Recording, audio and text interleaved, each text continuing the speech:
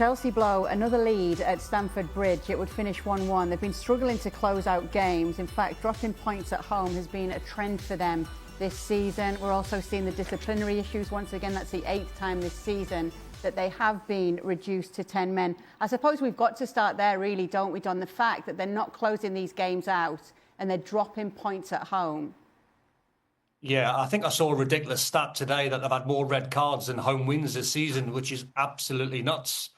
It's crazy. I mean, when you look at that Fleming goal again, I mean, you don't have to keep looking across to your coach and your manager to see or ask what to do. If you're Delap, get on the goal line. You know, get on the line and try and help your team. You don't have to just listen to your manager, your coach all the time. And, you know, it's not a manual, this game of football. Sometimes you've got to think on your feet. Sometimes you've got to think for yourself. But it definitely is a problem how many points they seem to be dropping, and definitely a problem. We criticised Arsenal when they had so many red cards that cost them the title. This is definitely a Chelsea problem that has to be fixed. Yeah, they should have lost this game. Bryn Larson with the last touch of the ball from a corner, exact same position, pretty much the exact same situation, heads it over the crossbar. Chelsea should have got nothing from this game.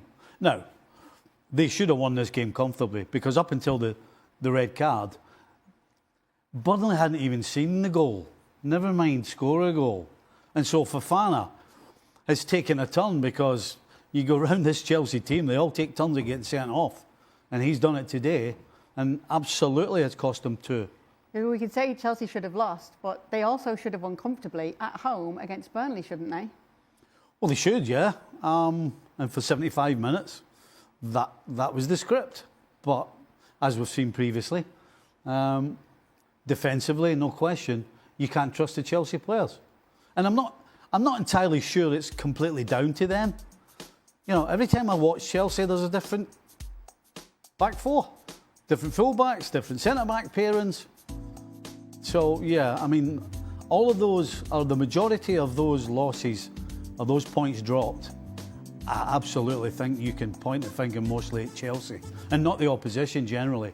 Chelsea are absolutely shooting themselves in the foot. Yeah, because you can look for a defensive identity, Don, but you're leaving yourself vulnerable when you're getting players sent off in games like this and you're a man down. Do you know what, Kate? If I was a gambling man, I'd be absolutely skint, because if I was a gambling man, I would have took all my money to Vegas before the game and lumped on a Chelsea home win.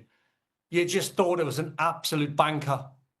But the amount of red cards is killing them. You can't in the Premier League go down to 10 men, because you leave the game into a fight game, then you lead it into a duels game, and it's only one. To Stevie's point, they should have put them away in the first half, but then it's only one, then it's 11v10, and Burnley are trying, and they're scrapping for their lives, and they're trying to score from set plays. And Stevie's right, you know, Fleming had the goal towards the end of the game, but then at the end of the game they missed one where it just went over the crossbar. So I think, to be fair, I think Liam Rosenior talked about that problem after the game. He said it wasn't huge in terms of dropping points, but it's something that they've got to fix.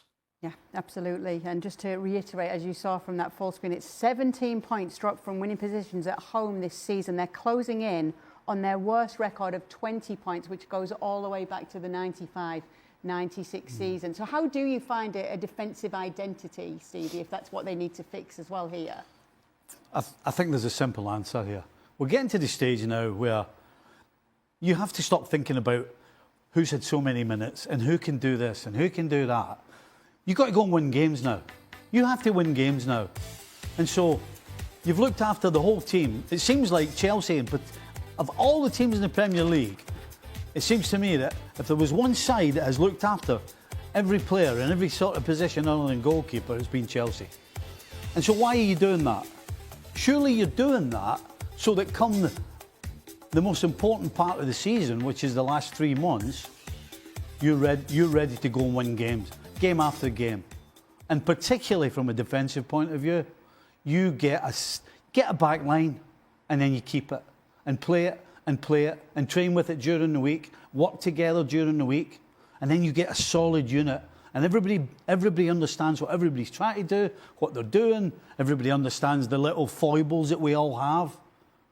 But when you keep change it, you're never going to get any sort of consistency. And so on days like today, when you've had so much of the ball, but really haven't used it well enough in the final third, if you have that solid line, you win 1-0. Nothing wrong with winning 1-0. It's great to win 3-4.